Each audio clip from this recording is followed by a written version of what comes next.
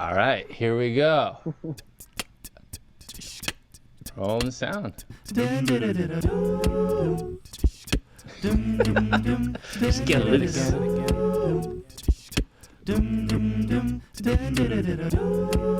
Once more. With reading.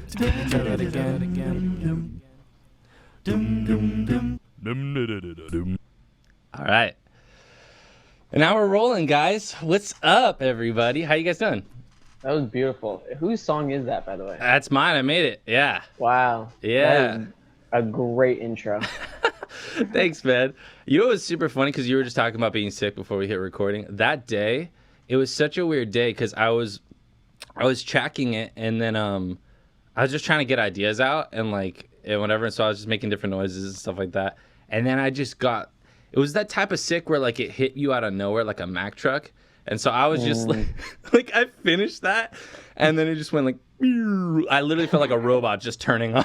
And then it was the next day I was tracking podcasts, so it's never changed since then. I'm so sorry. It's all good, but even the project file is literally because my girlfriend had to save it for me because I was that sick. Oh, I just left it open, and she literally named it "Renee Got Sick." So I drag it in or whatever. It's just kind of a great name. Yeah, kind of right. I do want that song every time I enter my house, just that song to go on. Nice, yeah. Well, if you want it to be the theme song of your life, then I feel like it did my job, right? Good, let's make it happen. Yeah. So, Casey and Vicky. What do you guys do for ACE? Life, yeah. Yeah, so I co-founded Actors Circle Ensemble about 10 years ago with one of my professors, former professor. Her name is Tamika Washington. She was my mentor and just an unbelievable, creative, talented genius of an actor. She, in fact, was directed by August Wilson at the Old Globe in San Diego at one point, and who August Wilson is one of the great playwrights of the 20th century. And myself and two other of my alumni, we loved her so much as a professor. We started this theater company together. Basically the last 2 months of our time at college, and fast forward 10 years later, we produced plays at Stella Adler Theater, Ivy Substation, which is Tim Robbins' theater company in Culver City. We got to produce a short play at South Coast Repertory in Orange County, and I was allowed to, not allowed to, but I was, I guess I was brought into the Actors Studio, which is a pretty, it's an amazing organization as a playwright. And I've been developing a specific play there for about a year now. Obviously, the pandemic happened, and they put together this really cool series called Short Play Web Fest. Amazing name. And they united the Los Angeles and New York coasts, and I got to be paired with Vici Nilsson. We've never met before, and we've never met in person, but we really hit it off as a playwright and director team. We collaborated on creating a piece called American Courage in a Fulfillment Center, which is about Amazon employees creating a sit-down strike inside of a fulfillment center. And really, they haven't had a sit-down strike typically since the 30s, when GM, there was this huge Flint, Michigan GM strike. The difference between a typical strike and a Flint sit-down strike is that they're actually inside the factory, sitting in, holding the whole entire. It's intense. Yeah, that's another thing entirely. So Vicky and I collaborated on creating this piece. We had an actor from New York, Puerto Rico, and Los Angeles all acting together. It was very cool. And afterwards, we thought, why don't we produce more content like this specific piece? And that's how we started collaborating on producing the Actors Circle Ensemble Pick Plays. Yeah. I feel like theater is such a visceral medium, and it's one of those things where I think it lends itself a lot more to social justice stuff. I mean, every art form should, I think, in my opinion, push the envelope. That's the whole point. But theater's so unique in that way where it's like you're there in front of somebody and they're doing the, it's there's really, that's one of the things that I love about what you guys are doing with the big play stuff, because I mean, you could just record a play or you could record like, a reading of it or whatever and put it on YouTube. But the fact that there is a live element of doing it through Zoom and all that stuff, I think that's like a really cool way to keep the live visceral aspect of it, like in the the new world order type thing that we got going on right now. Yeah, that was actually something Vicky really stressed that she had been missing, and you could talk about this a little bit more. That obviously everyone has their short films and their feature films or television, but we both were missing live theater, that unpredictability of going to an event. Yeah. And I think when we first talked about this, we did talk about doing like a YouTube series, and then you released and we were like, but that's what everybody's doing right now. What are people doing right now? Well, they're sitting at home and they're making, especially all theater artists that can't be in the theater right now, well, they're making videos and putting them on YouTube. Yeah. And we just felt like that's what I miss, is the sense of having to be somewhere at a certain time if you want to see the thing. Yeah. And you catch it in the moment and it will never happen again. Yeah. And so you were there, you saw it, you witnessed it, or you weren't, and then you missed out on something. Yeah. And that's kind of what we were missing. And we were also talking a little bit about, there's something about being there as a community, even though you're not in the same room, even though that there's more than one person watching the same thing, and it's happening in the moment, and it's real. Yeah. I guess emotions, real messages being that we're all getting at the same time. I don't know. I believe in like a universal collective conscience kind of feeling to that we wanted to keep in these times when we can't be in a room together. Yeah, I like it. And I also think that what's so special, just going back to what you were talking about, that the art should push the envelope. I think what theater has that is so special, all art forms have their own, strengths. I think one of theater's strengths is that it catches you with your guard down so often, because once you're watching it, you don't know what you're going to be told, what message you're going to be, you know what I mean? But if it's engaging, if it's a good piece, if you have good actors up there, if they're telling a good story, you're engaged, you're listening, and all of a sudden you might be told something you didn't want to hear, but you're being told it in a way that you can't push away, or you can't hit the pause button.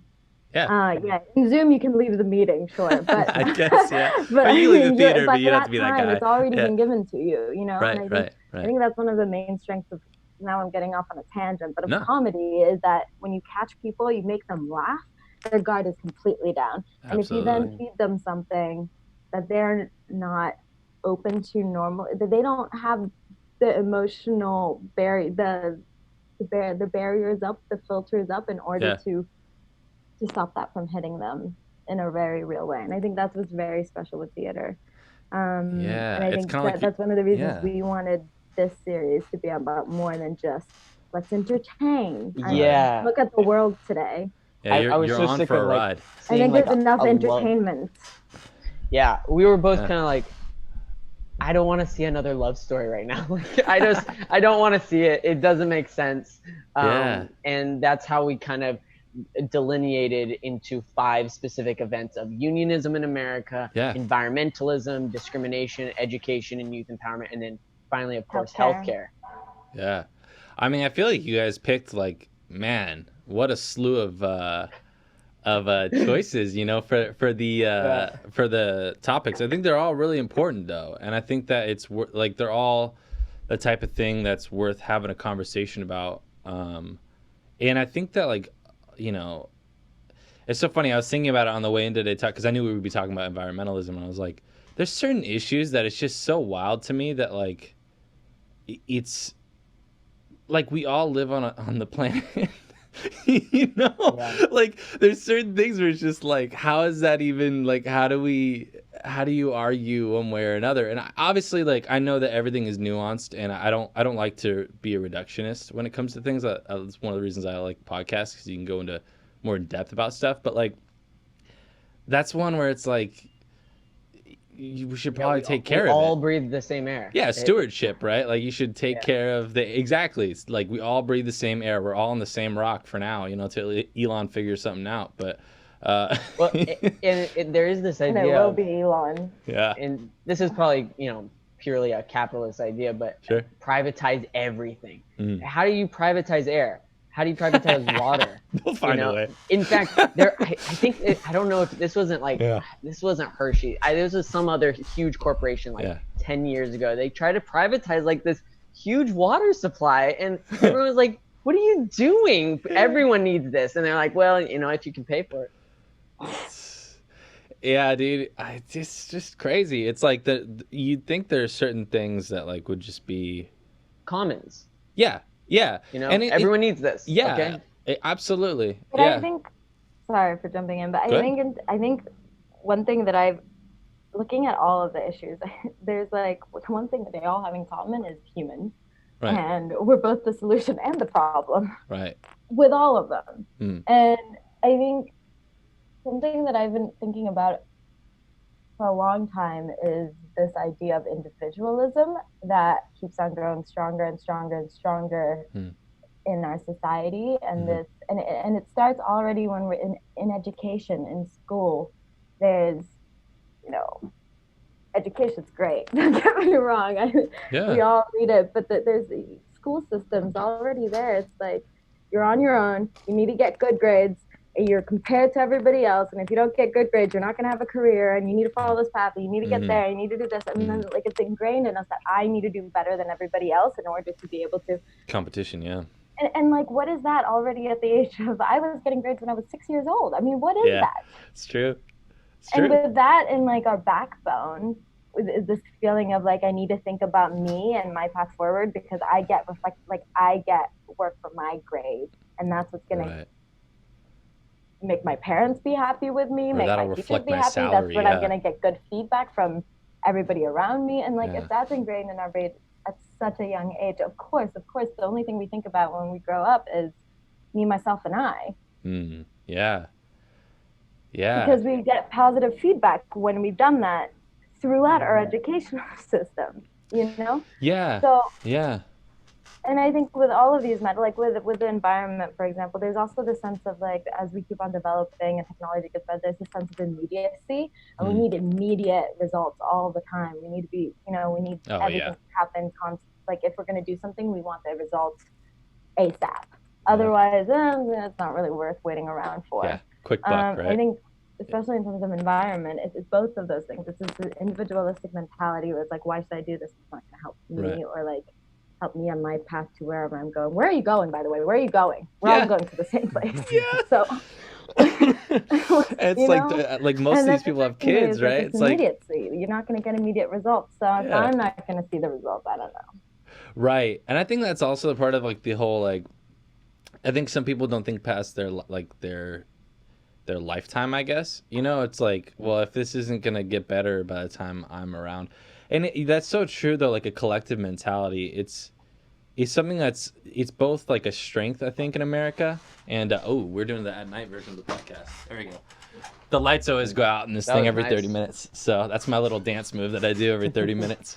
But no, there's a collective, I see what you're saying. Because it's like in America, one of the things that like is supposedly one of our strengths is exactly what you're saying, where it's like you're supposed to be able to do it yourself, right? Like if you work hard on your own, you'll be able to figure something out and carve a way for yourself. I think in a lot of ways, obviously, with all the riots in the streets, we're realizing that's not necessarily true for everybody. But also, there's a balance to that too, right? Because there's so many other cultures that thrive in a very different way. Like I don't know if you guys have ever traveled to like any or experienced any Asian cultures, but like when you go to Japan, it's really interesting because it's like everything is like clockwork. I mean, like the train is never late, and people exaggerate and like they want to make it, funny or whatever, but it's just the truth. Like, and part of it is because there's this mentality of like you don't want to let your fellow citizens down, and there's a double-edged sword to that too. Like there's also like if you're not doing well in a part of the system, they just reject you. Like I've seen some of that. Like there was this drunk guy on the train one day, and they literally just like they just ignored him like he didn't exist, and he's like throwing up on himself. I felt so bad for the guy. It's my first day in Japan, and I was like, as an American, I was like, oh, why is no one calling the cops? Like, is this guy gonna like be okay?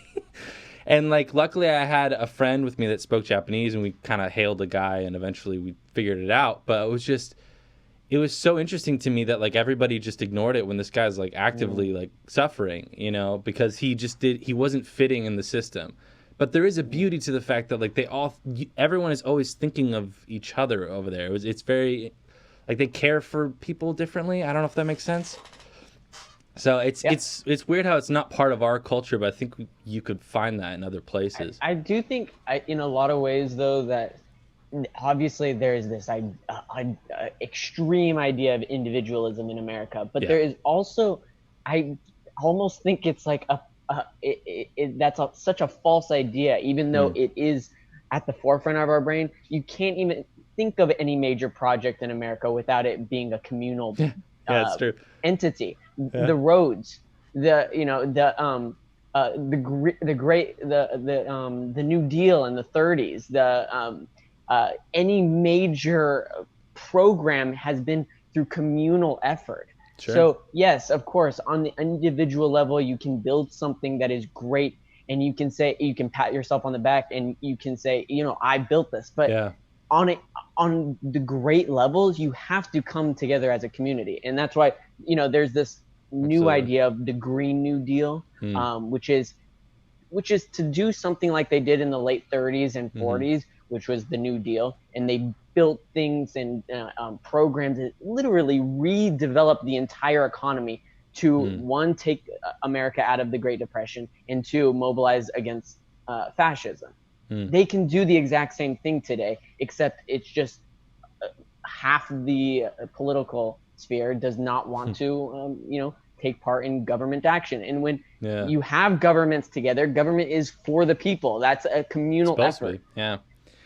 Yeah, it's so interesting because it's like something that rang in my head when you were even saying like everything is always communal. It's very true. And like even when you look at somebody like we had spoke earlier about Elon Musk, it's like he really at the end of the day, like I think I heard him say it one time in an interview. He's like, I am just like the leader of a lot of people.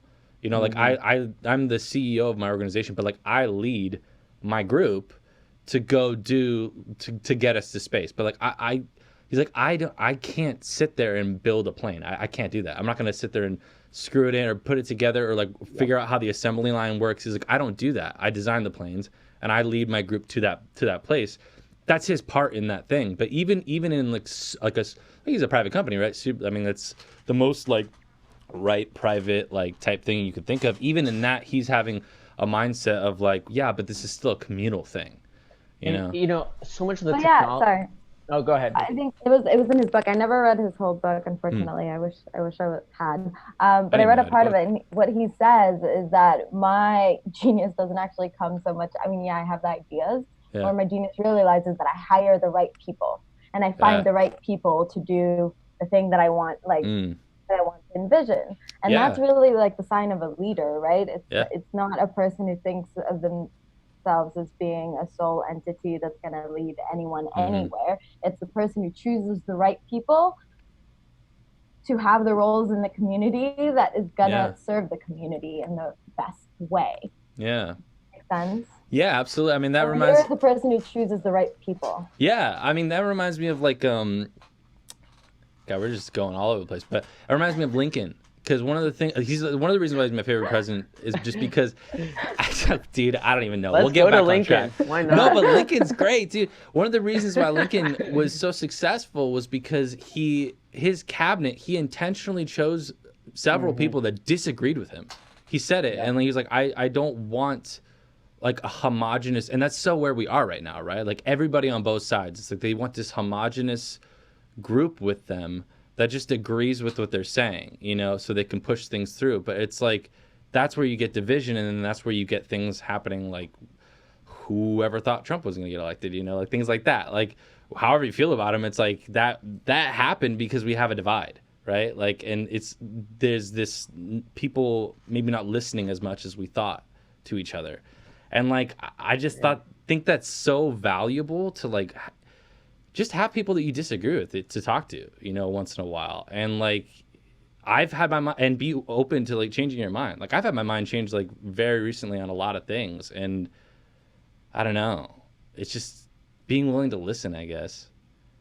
Even if you're right at the end of the day, but at least hearing somebody, because then you can hear what they feel and you can actually acknowledge it. And then they'll feel like, okay, well, at least he heard what I said. And then now they're willing to listen to what you, I don't know, we're getting off track. No, but it's a great point. Yeah. Actually, this is funny. I recently speaking with someone who is a Trumper, and I've been trying to think of ways to get to these, you know, get to someone. How can, after all this time, are you still for Trump? Yeah. And you know, the protest happened, and we were discussing it. Instead of actually getting into an argument, and this is actually coming back to pick plays and why we're bringing on experts in each event. I actually asked him, why don't we trade a book? You read a book that I want you to read, and I'll read a book that you want me to read. That's awesome.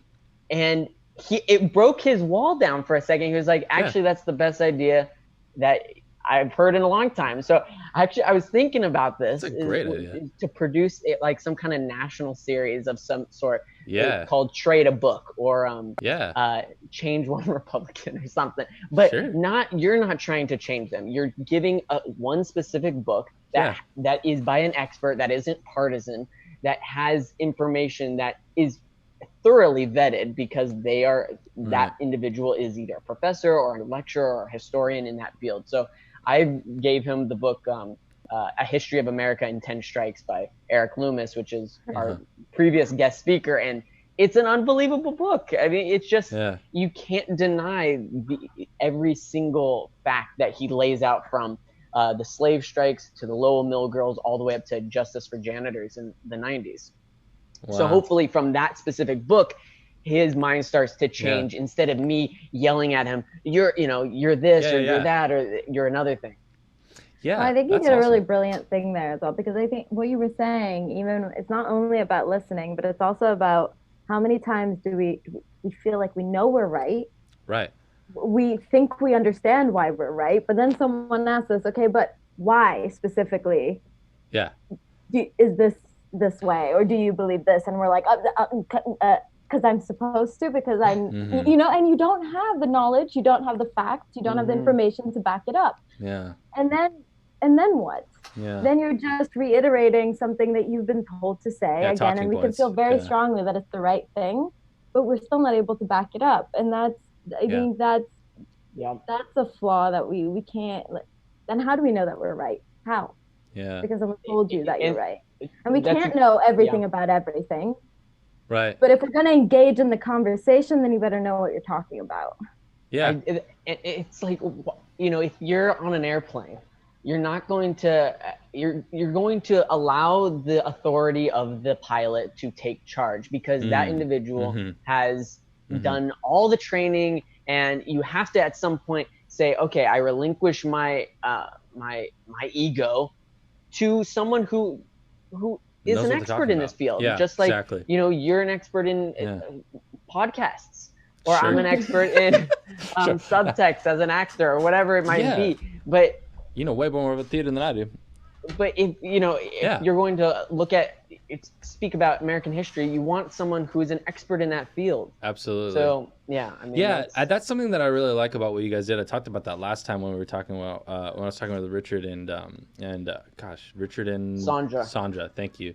I saw her beautiful red hair in my mind, and I couldn't think of her name for a second. It is beautiful red. It is beautiful red.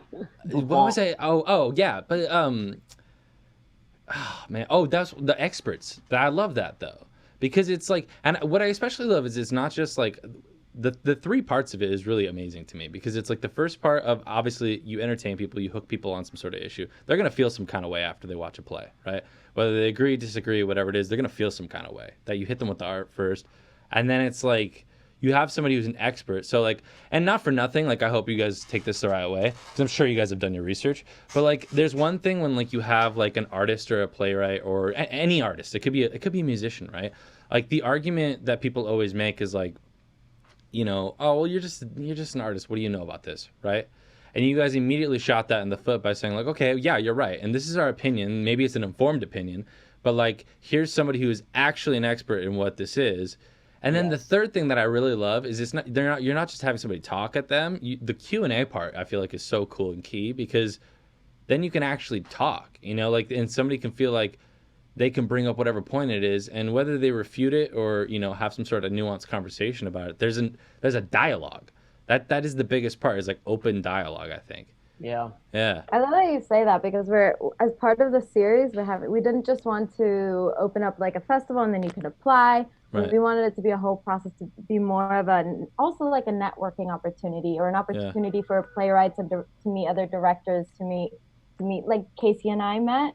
Yeah. It ended up being such a fruitful relationship. We love working together. Yeah. That was purely out of coincidence. So we wanted to create a space where that could happen again. Yeah. So we came up with this 3-week rehearsal process, where the first week it's just about workshopping the piece, because we also wanted the opportunity for this, not only ask playwrights write a piece and then bring it to a festival, but the opportunity to talk about it with other directors and playwrights and develop it, and then go into rehearsal with actors. So it became more of a, I don't know, collaborative effort. Yeah.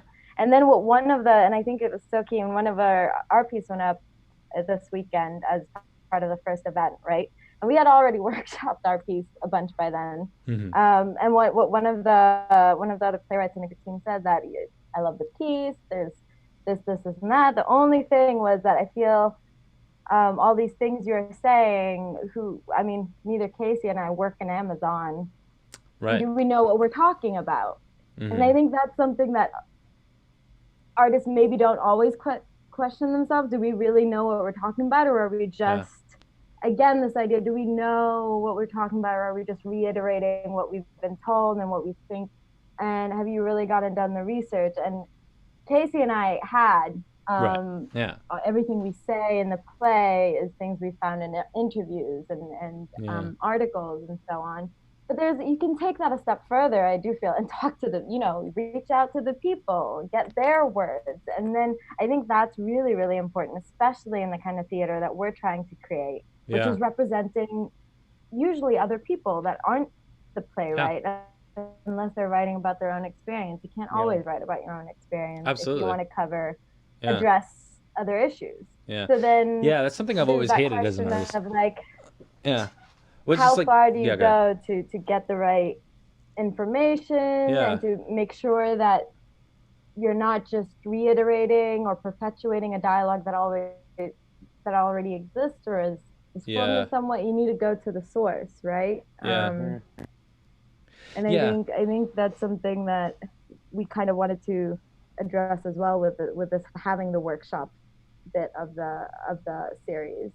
Yeah, I feel like those are two big things that you kind of hit on there, though, too, is like, I think somebody who actually has lived that experience will, if they happen to watch it, right, like you said, they might not be a part of the creation of it, other than maybe if you talk to them or interview them and stuff like that, they're going to know the authenticity, like, right off the bat, and like that to me, I feel like when it finds that person, it's so much more powerful, because they're like, yeah, that's exactly what it's like. And they can even attest to it, and they'll be your biggest, I'll coin one of Sandra's words from last time, biggest maven for you, because they're going to be like, this is really what it is like, and point towards whatever it is you guys have created. But I think that's also a huge thing too, is like making sure you did your research gives you like the authority to talk on it. And like, I think that it's always dumb when people say like, well, why do artists comment on things that they maybe haven't like had lived experience in? And it's like, that's like the nature of, like, you can possibly have had every lived experience, to talk about, but you could still see something that's wrong in the world and want to write it. Totally. I actually, there's this concept in, for writers, write what you know, which is in a way true. You can only write what you literally know, but learn more. So then you can write more. There you go. I mean, don't be so stuck in your own world that you're constantly writing characters that reflect yourself and your tiny little bubble. Look at the news and be interested in the topics and look for either the issues at hand and think about ways that you can fix them yourself, or seek out those people. There's plenty of individuals who are interested in that specific topic, and choose one. You don't have to choose like a million, to try to fix. There's obviously a ton of things that are wrong with the world, but choose one that you're interested in and go after fixing it. Absolutely. Yeah. And artists, and just to jump in what you were saying about the experts, artists, yes, can be very passionate and emotional, and that's why we wanted to bring two sides: the passion, the emotion, the heart of storytelling that you can only get. There's only so much heart you can get from reading a history book about any particular time, but you do need those facts, and that's where the expert comes in. And watching Sean Penn be extremely passionate about an issue is great, but let's actually bring a professor or a doctor of that particular issue to actually show us the history of that specific issue, so that they're not just yapping at us. Yeah, even on that level, it's collaborative, right? And that's another thing that brings us back to like the human condition, where it's like, honestly, like, it's so crazy. I don't know what it is in life, but I feel like the past, like, maybe that's why I started a podcast, but like the past, like maybe 2.5 years of my life, I keep getting hit in the face with just like how much we need other people. Like, and just the beauty of like how different people are, like that. Everyone wants to think that that's our like biggest weakness, right? That there's a divide and people are so different and da. That is our biggest strength. Like dude, I know how to turn a mic on. That that's how I have a podcast. But like we need people who know how to send a rocket to the moon, or like how or is such a history nerd that they know exactly how slavery has currently affected our situation in America with people of color. And so it's like we need all these different kinds of people, and it's so funny how like we think that like our biggest like weakness it really is our strength, like you need different kinds of people. Yeah. And like the art of storytelling, like there's so many people who are like really knowledgeable on a topic but couldn't communicate it to you if they tried, unless you give them the time to because like, a story is specifically different because you have to be in the conflict. There's got to be layers and characters, and it is a different art form than just telling a flat out history of that particular piece. It's like when you watch those PBS channels, right? Like, you ever watch that? Like, where it's like super important stuff about your city and like city council, and like there's like a city council meeting and they're talking, but they're just reading from a paper in the most monotone way. Like, who actually watches that? Like, nobody, because it's so dry, and like the way that they present it is like just who could like even somebody who's interested in it would probably have a hard time digesting it, because it's just not like you can't digest it. Oh man, but it's true. I think it's a difficult balance sometimes, especially when, I don't know, Casey, you know more about this than I do because I don't write the plays, but finding that balance of, because something else we're talking about all the time and during the past few weeks in our workshops is like, we need to keep the attention of it. They need to engage. We need this, so we need more conflict. We need more, and then it's like, okay, but how real to life is that then if we're like dramatizing it all the time and like heightening it all the time? But it is, again, but life is so heightened. Life is already insane. It's already insane. Like, on the stage, you just put extraordinary moments. Like, you don't really put that every day, because then why is it on stage? So, but I think it is a hard balance sometimes to like not. Someone says this in their play that's going up this week, to like dramatize half truths. What's that? Sensationalize.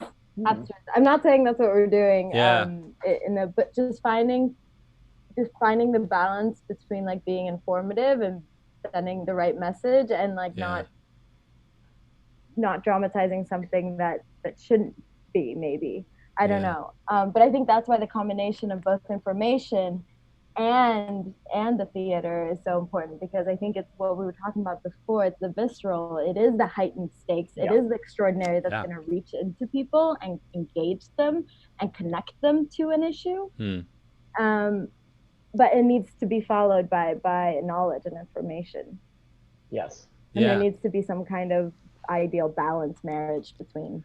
between Yeah, the two. it's that Yeah. mixture of artistry and academia, which Yeah. I would love to see far more of a collaboration, a grouping of those two fields, that they're not separate, but they're both important together. Yeah. Yeah.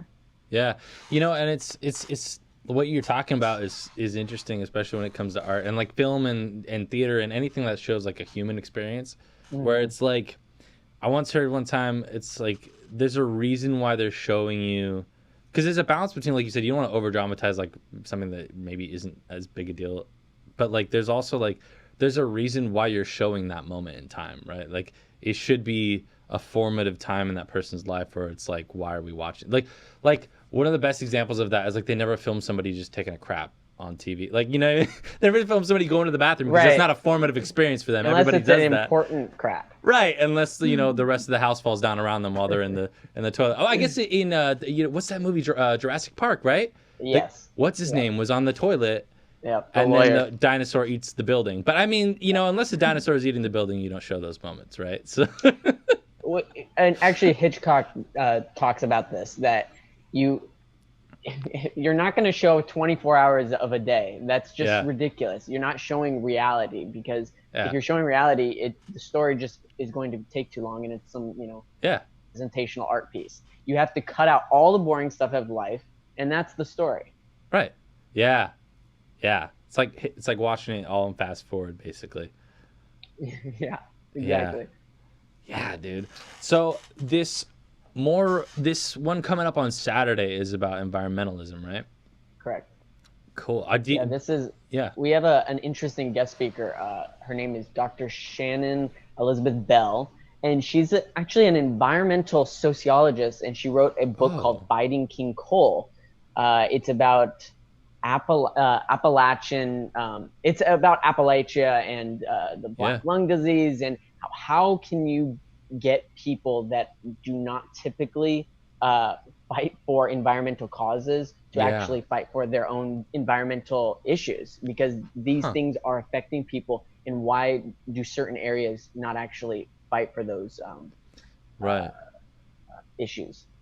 Right. Like, is it just a lack of knowledge of what's happening, or maybe they're just...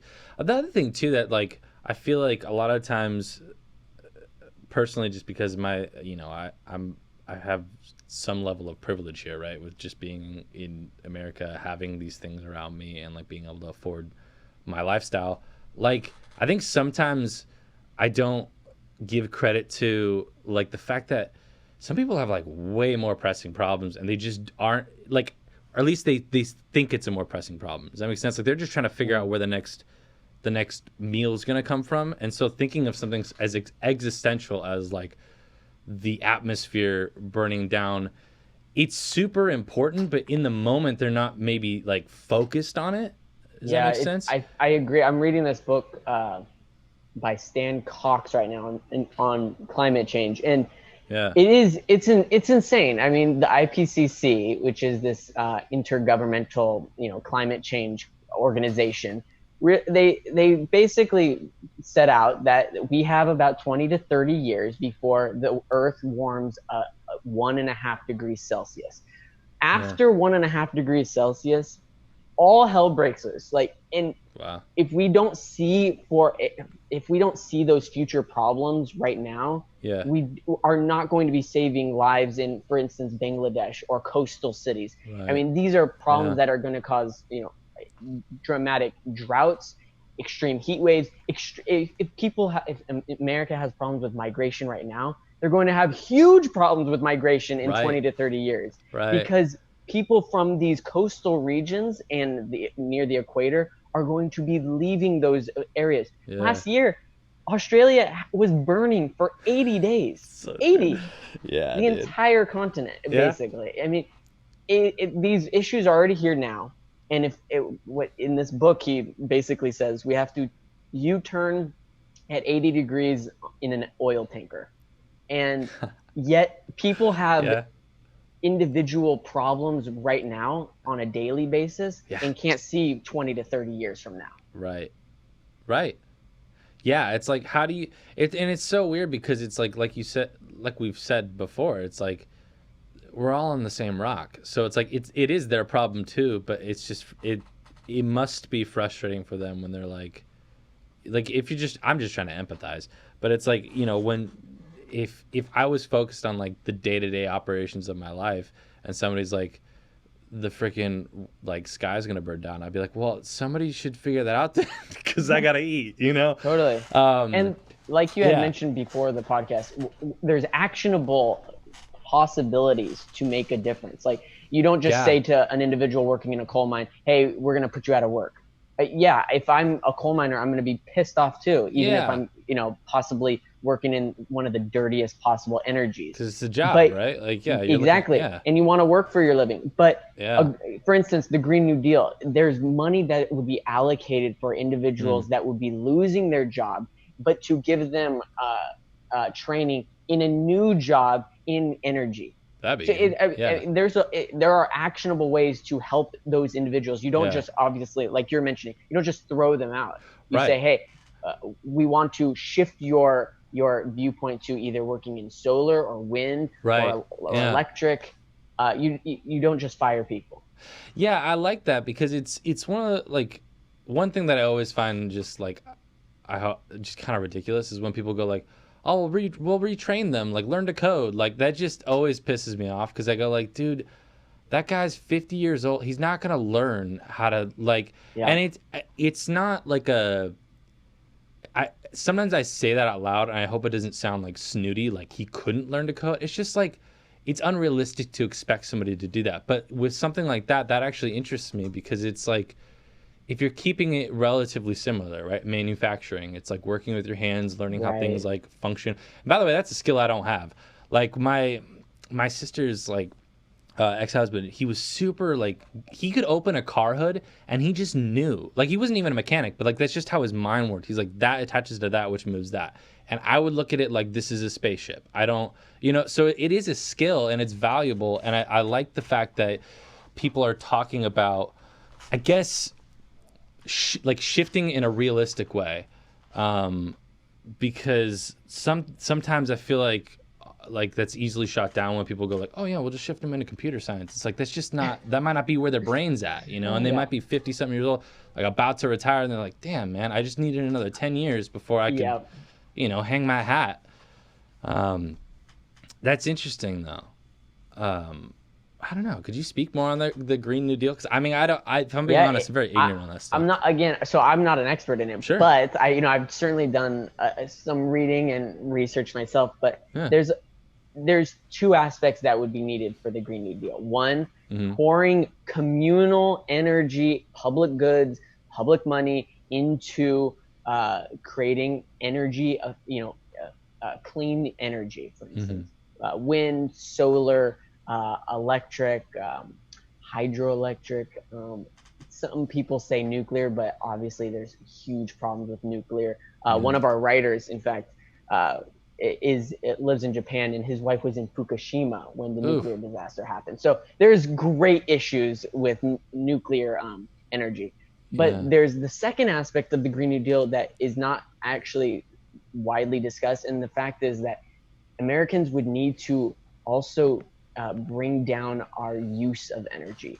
Everywhere around the world, there is a dramatic decrease in energy per individual. For instance, like in some countries, I'm just going to throw numbers out, do not take these numbers as real. I'm not Please look these up, whoever's watching. But some countries, like someone's using relatively like 1,500 watts per individual per month. Americans are using 10,000 watts per month per individual. Okay. So there are two aspects. You have to pour money into green, efficient, free, clean energy, as well as Americans and probably really mostly America. I mean, it's the dominant country, the global superpower. We have to bring down our use of energy per individual. Huh. Yeah. And it's really related to the Green New Deal, the New Deal in the 30s and 40s. That they literally reimagined their entire economy. Factories like that were starting to build military equipment, and people had There were regulations on how much food or energy you could use. There were regulations on how much gas you could use driving per month. I mean, thinking about that, something like that today, people would actually have to be unselfish and think about their common man. I was about to say, I think there, in terms of actionable things, there definitely has to be big changes on a governmental scale. And again, the people who can make those changes in terms of engineers, finding that new technology that's going to provide us with energy in different ways, all of that needs to happen. And yet we also need a shift in mentality on an individual level of how, I mean, and it's small things. It's really small, but some small things like again, recycling. How many times have we heard that? Oh my and gosh, yet we don't do it properly in this country. We don't. I come from Sweden originally. I've just been living in the States for 4 years now. And but I think that's one of the things we have we're doing well with in Sweden is just recycling. And we all the waste is reused towards energy. We're now taking in garbage from other countries because we need it to provide the energy that's needed in the country, because we're using the garbage as I read an article about this a while ago. I'm again not an expert on this, but that alone has made a huge impact. Burning garbage. And that's just because they had a massive recycling. I remember in my grandparents' house they had a huge recycling poster in my grandparents' house. Recycling poster on my uncle's door. So that started back then, and today we're reaping the benefits of it. You know what I mean? Because it's so ingrained in the collective daily routine that's something you do. And I go back there and I don't know what's what and where to put the metal cans and where to put and my friends are like, no, like can you just and it's just ingrained. And there's no one who doesn't do it. It amazes me every time I go back home. There's no one. Everything has its place, and everybody's doing it. And it's so there's been like a shift. There's been it's enough, I guess. Energy and resources has gone into educating the entire public about the importance of educating, it. And the little things you have to. It's just little things. It's about throwing the thing in a different bag. Right. You know what I mean? And then I think what the government did, that's the only thing that's like publicly run by that, is that they provide bags to the households for the different. That's cool. Like food waste goes into a special bag so that you get that delivered. But other than that, it's the public, routine. It's the collective that's made that change. Through education, through a massive, I think, effort. But it works, and we need it, and it makes a huge difference, and it's a change on an individual level. Education, I feel like, because if you understand why you're doing it, I feel like that's it's so. I think that's in general like oftentimes discarded. It's like, well, just do it because I told you to, right? And it's like that's not. It's just not going to be good enough for people. Like, again, that person who's looking for like where their next meal is going to come from. Like, if you don't give them a real, like a genuine existential reason, like, hey, it's great that you're working for the meal for your kids, but if they don't have a world in 30 years because, we burned it down without, like, because we're not recycling or whatever the reasons are or whatever the actionable thing is, it's like that would give them some sort of like, okay, well, it's worth doing it because if I don't do this, the actual feeling of understanding of like what the consequences are, I guess. That's interesting. You know what? I do think there's something about holding your neighbor accountable, your friends accountable, because when, like for me, for example, I don't do it because I haven't been living in Sweden since I was with this. I don't do it naturally. But when I go home, I get to hear it. You know what I mean? So then it's in my mind all the time because we're holding each other accountable. And one thing that I was thinking about actually a second ago when you were talking about like just things that like, because the individual taking in less electricity, right? That's what I was thinking about. Because obviously, I mean, there's certain things you could do, like, flex, try and keep your lights off when you don't need it, things like that. But also, like, one thing that I feel like is lacking in, I don't know if you guys are both in California or LA, but Oh my god! Like we have the tunnels for like subway system, and then isn't it like the GM, like some like I don't want to say GM because I don't want to slander a company I don't know, but it was like the big oil basically like shut down all the subways. They bought all the subways and just have them not in use, like all the tunnels. Yeah, well, we have subways in LA still working of sorts, but it was a huge conspiracy, which ended up being true in the 30s, 40s era, that they could have developed LA more like New York, which it should have been, because it's so much better there. Sprawl. Yeah. And public transportation is so important in New York, but in LA it's terrible. It's a terrible public transportation. And it was designed that way by the automobile industry because they wanted to sell cars. Right, and that's and again, going to individualism instead of a community. And they don't realize there's externalities to a private company or the market. They don't think about, CO2 and exhaust going into the air and polluting the air for everyone. Right. I mean, it's a bottom line for them, basically. It's like, if we get rid of that business, then I have no more business. But and it's not even their fault. It really should be regulated. That's you have to. If you're going to have capitalism, you have to have regulations for industries. Otherwise, those industries have a fiduciary responsibility to their stockholders, and they're going to make as much profit as possible, without regard to the consequences. Right, because in a way it would be almost irresponsible for them, to their stockholders, to not, and it's one of those things where I think oftentimes, like you're saying there, like with regulation, it's weird because sometimes it's abstract. Like you look at it like why would if you're a car company, I'm sure like on the face of it, you'd be like, well, why is this like the city or the state regulating me about subways, But like, if you're able to do something so like a monopoly, like basically take a monopoly on transportation, more or less. Mm-hmm. I mean, that's really essentially kind of what it is. It's like they have a monopoly on transportation in LA, and most people drive cars, and it's because of the stuff that they did. Like they shut down certain projects on like building subways and stuff like that.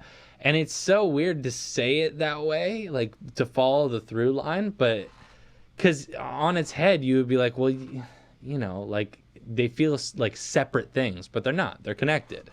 Mm-hmm. And so much of everything we've been talking about is connected. I don't know. That's interesting, man. Yeah. I don't know, man. I'm getting like all conspiracy, but I'm glad it was true. I didn't just say something. It's not really a conspiracy if it's legitimately, if there's legitimate evidence for something. I hate conspiracy theories because it has to be true. There's already such insanity in the world, and you just have to look at who's profiting from it. I mean, there's follow the myriad money. Of documents. Absolutely, follow the money, and you'll figure out why something's happening. That's super true. Mm-hmm.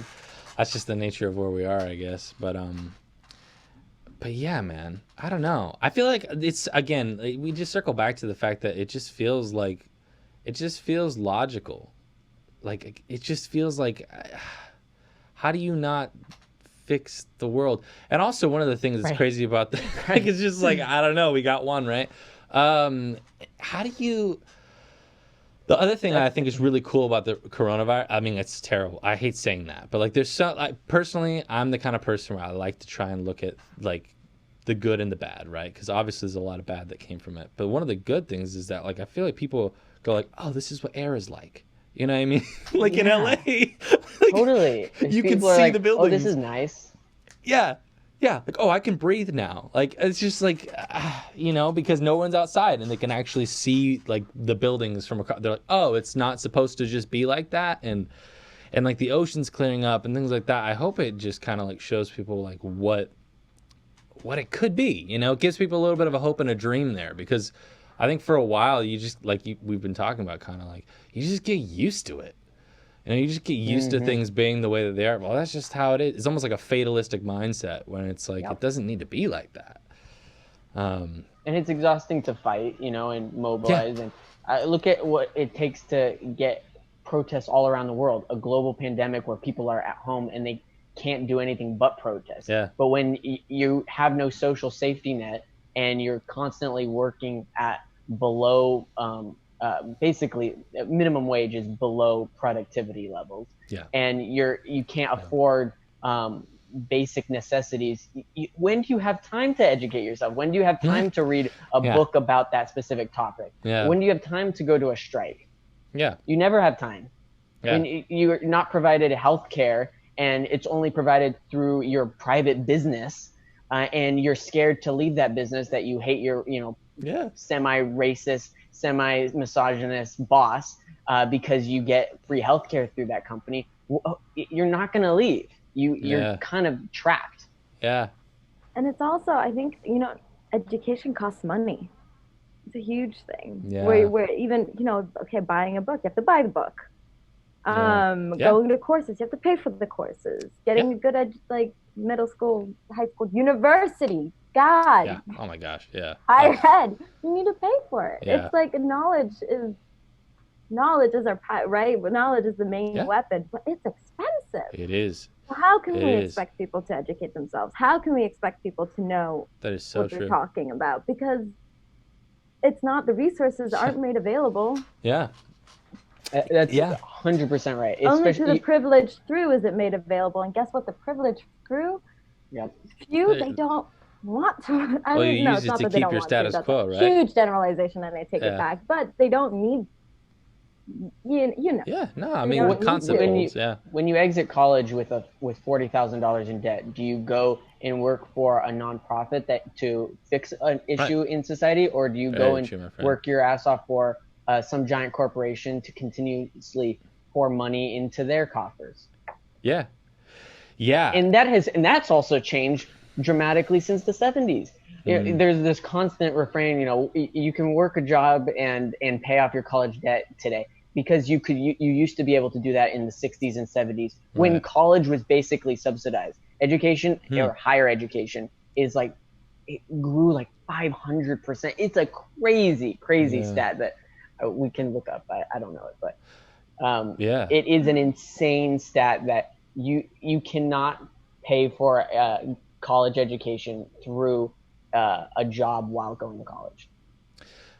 Yeah, I think that's honestly fairly true. I don't really know, but instinctually having gone to college, knowing how expensive it is and whatever, I mean, honestly, it's getting to a point where there really is no other way other than to get into debt. And I think a lot of young people now are looking at that. I hope it changes a little bit, the education and stuff, because it's I think a lot of people now are looking at dude, is that actually worth it? Is that actually going to give me a leg up, or is it not? And also just like you guys said, it's even if you get a higher education, sometimes not all of it is even true what you're getting. It's just, and then I mean, honestly, the school system is something I'm passionate about, and it's even when you look at young kids and stuff like that, I don't feel like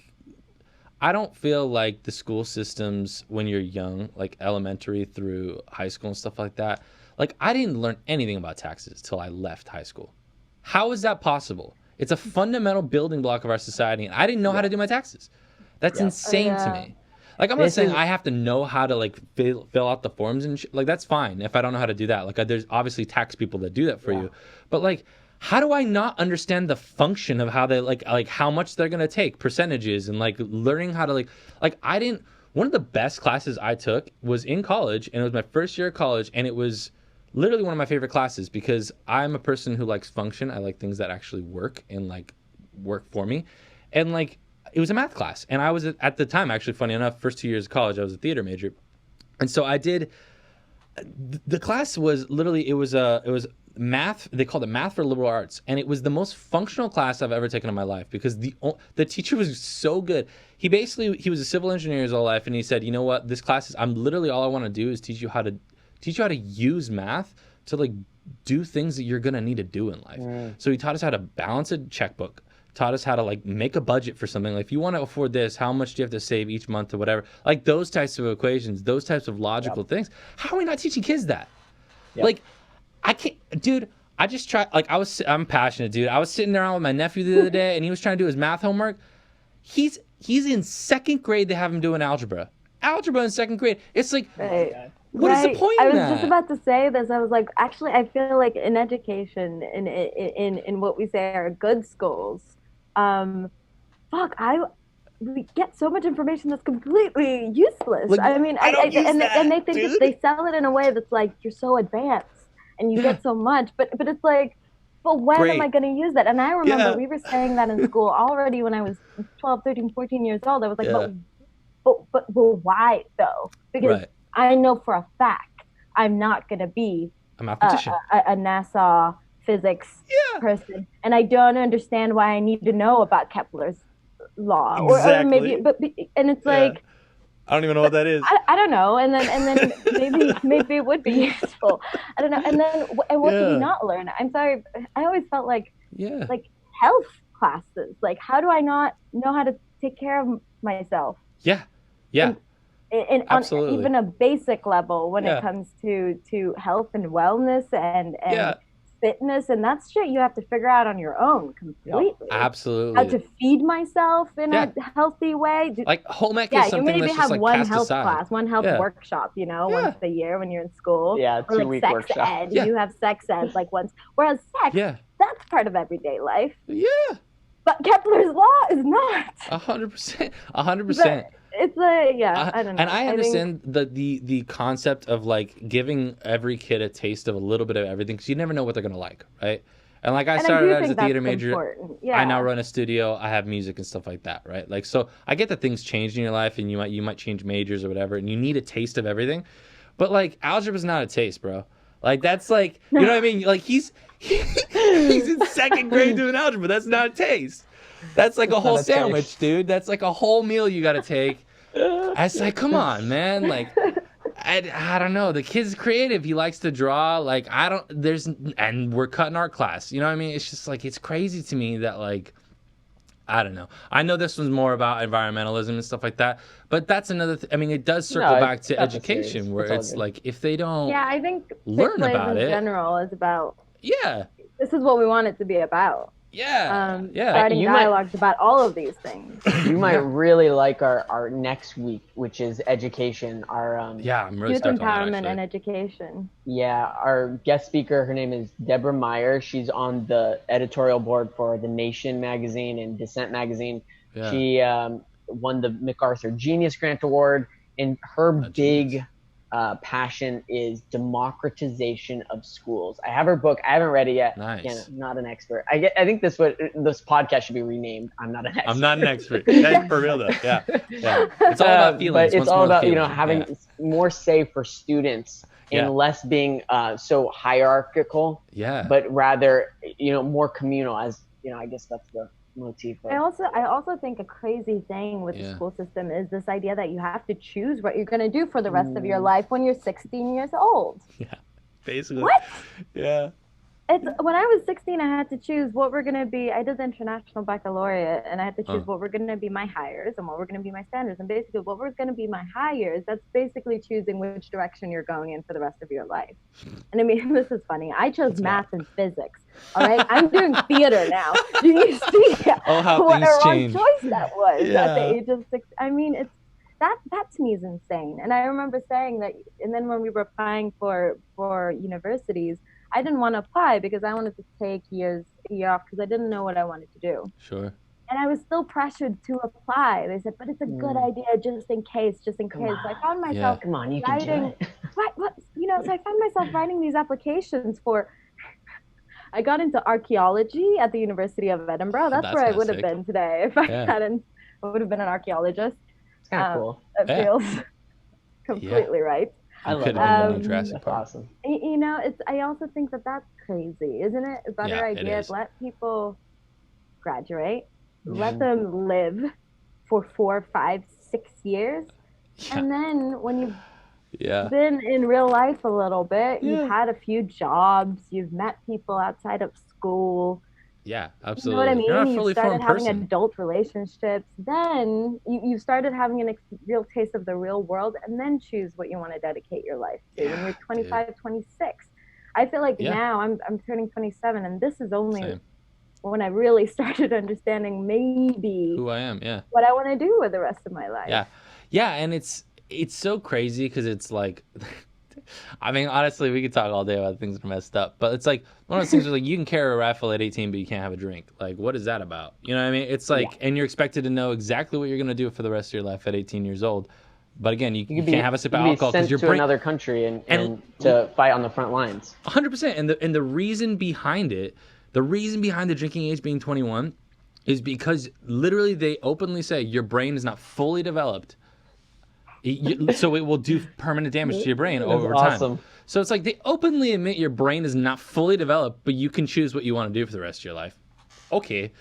but you think but it's developed enough to go kill someone. Exactly. And that's not going to have long lasting damage at all, you know. And you know, I have a lot of family in the military. My dad was a Marine, and like it's, dude, I respect it. Like I've said it last week on like Memorial Day or whatever, like, you know, they do a really hard job in order for us to be able to do silly things like be on a podcast, you know. And so like I admire it so much.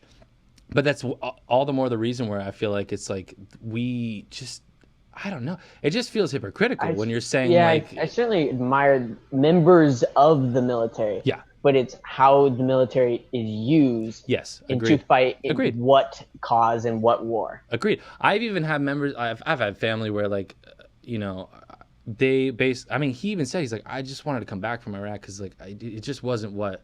It wasn't what we went there for originally. It started out as whatever it was. And then, like, he's like, all of a sudden, like, his second tour, he's like, dude, this is like, we're squabbling over oil. That's what we're doing at this point. And he's like, I joined to, like, defend and to, like, you know, to uphold, to, like, take somebody down who wronged us and killed 1,000, you know, whatever. And then he's like, now it's like, we're not doing that anymore. Yeah. You know, and it's exactly what you're saying. It's like, I give so much respect to the people who do that so we can do what we do, but at the same time I agree with you where it's like, you know, that's not to say that you can't question the machine that puts those people out there in the first place. And I think that actually in and of itself is actually showing them respect, because they really should only be out there if it's for a real good fucking reason, because they could die. Yep. You know, like, so it's just if someone's pro-military, then you should be really pro-military by not sending them to useless wars. Absolutely. Yeah, just the military industrial complex. Actually, in our second series, one of the events is going to be American militarism. And do you know, this is super off topic, but of the top 10 countries who pour money into their militaries, our military budget is like something over $700 billion a year. The next 8 combined are equal our country in military expenditures. That's wild. And 7 of them are allies. Yeah, that's wild. It doesn't even, like, the thing is, like, I also subscribe to the concept of, like, I forget who said it, maybe it was Teddy Roosevelt. Like, I understand the concept of, like, you know, talk softly and carry a big stick. Like, that makes some sense, but what you're saying is also just like, okay, I think the stick's big enough, bro. Like, I think we're kind of carrying a log around at this point. It feels like dead weight, you know? Like, this is a little much. Don't tell me you can't spend money on healthcare for your citizens when every other industrialized country does it. Sure. And we're pouring in almost half of our budget into war. Yeah. And don't tell me you're a moral person when you're pouring more money into nuclear warheads. Yeah, absolutely. Dude, yeah, absolutely. It's just... No one's against the military in and of itself. People are against how much you give to war, and it's just the same thing with the police today. I mean, they're militarized to the teeth. I mean, you look at these protests, they look like they're soldiers. Sure. Yeah. I mean, yeah. You know, I was talking to a buddy about that the other day, and I'm going to be honest, like, especially with everything going on, and just, you know, I look super white, but I'm Latino.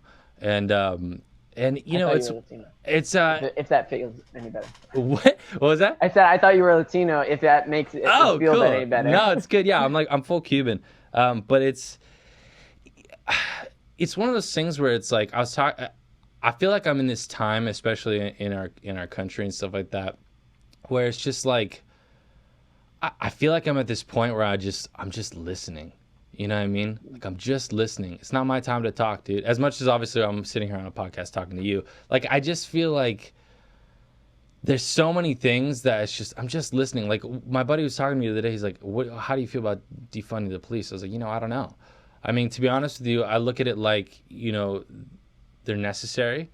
They're a part of, like, what we do. And, like, I again, value them as individuals, and I think they have a really hard job. They see the worst of people every single day, and they have to go home and deal with that. But at the same time, it's like the way he put it to me was like this. He's like, all right, let's say you take $1 billion away from the police, right? We spend like $5 billion or something on the police in LA. Yeah. And he was like, if you took $1 billion of that and you eradicated homelessness, or just eradicated it. I mean, $1 billion is a lot of money. You could probably do a lot with homelessness programs, drug programs, help these people out, right? And homelessness is another one that's just like, oh, it's terrible, and it tugs at my heart. And it's like, he's like, if you eradicated homelessness, you're gonna need a lot less of police, because half the time the people that are getting called on are homeless. It's like at least a third of the problem in LA. So it's like, that's he's exactly like, right. If you actually spent it on the people, it's not about like taking the money away to like, and obviously that all comes down to policy, right? I mean, you got to look at how they're spending the money. You got to look at where the money's going and what the actual policy that they're going to try and pass does. But if it were for something like that, I feel like it'd be hard to not. It'd be hard if you really thought it out and the money was actually going to go where it was going to go. And how could you, And I don't really know. I'm still listening. I'm still figuring it out. I'm, like you said, this podcast is called I'm Not an Expert. I don't know what the hell I'm talking about. Yeah. But it's at least a conversation worth having, Yeah. And even if we end up back at the status quo or whatever, it's worth talking about, because it's obviously what we're doing right now is not working. It's just, so listen and have a back and forth. And I really hope we get there, because I hope that it just doesn't get more and more split, because that is where, like, I feel like we just won't move forward if people don't listen to each other, because everybody has their reasons for believing what they believe in, and they might be wrong, but you got to get past that point. Like you said with your book thing, man, that was really rad. I actually really like that idea. Oh, thank you. Yeah. Maybe we can turn it into something bigger. That'd be cool. I mean, it could even be like, trade a book with a Republican. Yeah, man. It could even be just like man, what if it was like, I'll send you this podcast, or I'll send you this. Totally. It could be anything. That's so rad, though. That's like, I think I'm gonna try and use that next time. Like, I have a conversation with somebody I disagree with. Be like, you know what? Why don't you send me a video on what you're talking about? I'll send you one on mine, and we'll just have a conversation after we both see it. Because obviously, again, 9 times out of 10, the people talking about it aren't experts. So it'd be cool to get somebody who is. Exactly. And again, back to the pick place thing, man. That's what you guys are doing. So that's really cool. It's really cool. Anyway, we've been talking for just over an hour. You're the man. Yeah. Back at you guys. This is really fun. I've been having a good time talking to y'all. And so this Saturday, right? Cool. Saturday, 5 p.m. Pacific time, 8 p.m. Eastern time. Okay. You can we got to get that registration back up, but it will be up by the time you by Wednesday. Publicize this on Wednesday. So you can register on actorscircleensemble.com. Great. It's free and open to the public. And Awesome. We are excited to have you, the viewers and listeners. You, the people. You, the people. Yeah. Okay. So I'll link everything below, like I did last time. So if you guys are interested in going and listening to that, you can check down below for all the links. I'll also link your guys' socials and stuff like that, so that'll be there too. Yeah, I'm excited to hear this next one too. I think it's really cool what you guys are doing. I think it's a noble pursuit, and I think that it's conversations that are worth having. So I appreciate you guys coming on and chatting with me for a little bit and filling everybody in. Thank you. Thank you so much, Renee. Yeah. Thank you for having us. That was Absolutely. fantastic. Yeah. That was super fun. Once more. With reading. Try that again.